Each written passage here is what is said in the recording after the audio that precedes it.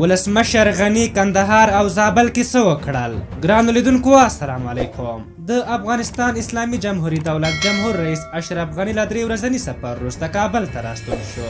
ولسمشر غني کندهار او زابل ته سفر کړی و. ولسمشر لومړی کندهار ته ولاړ او له رسېدو سره سمې د کندهار هوایي ډګر د لوی احمد شاه ابدالي په نوم کړ.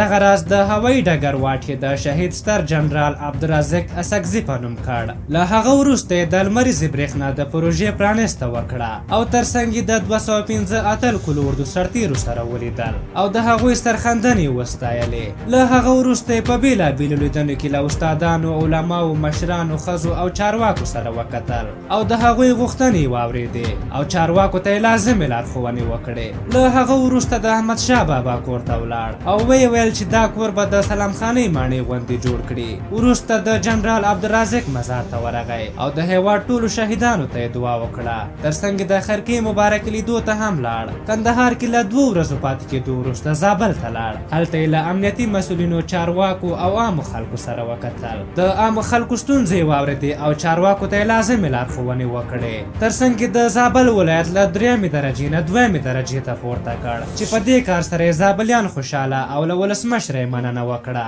ولسمشر په دغه سفر کې ګڼې پروژې پرانیستلې او د ځینو نورو پروژو د پیل کېدو ژمنه او یا هم عملي ډول کار پرې شروع شو. ولسمشر له 3 ورځني سفر وروسته د جمعې مازدیګر بیرته کابل ته راستون شو.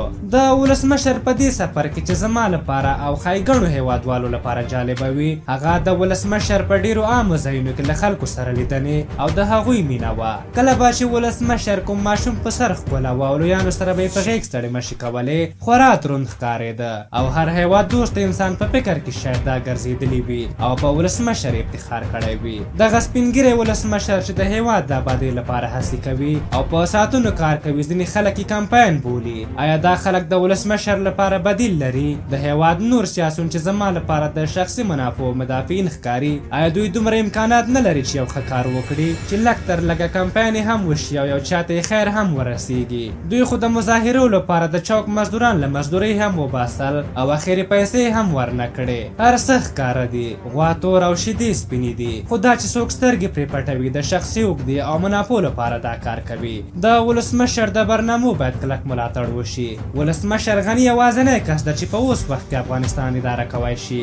د ولسمشر غني یو د خبرو انداز هم د نور 1.5 درجن کاندیدانو له هستیو زیات دی. پوهه خو لرې خبره ده. که تاسو دوستانو کې څوک په انګلیسي پوهیږي، د اشرف غني دا کتاب 10 year framework for افغانستان چې په انګلیسي ژبه دی او د پښتو ژباړې په اړه معلومات نه لرم چې وي به او که نه، یو ځل حتما ولولئ. ولسمشر به لا ښه وپېژنئ. په هر حال تاسو د ولسمشر غني د دغه سفر په هکله څه نظر لرئ؟ خپل نظرونه مو راته په کومنټ کې ولیکئ. که زموږ دغه ویډیو مو خوښه شوې وي ضروري لایک کړئ. ترڅنګ له نورو ملګرو سره هم شریکه کړئ. زموږ د فیسبوک پاڼې لایک کول مه هېروئ. تر بلې ویډیو مو په لوی او بخښونکي خدای سپارم. د الله په امان.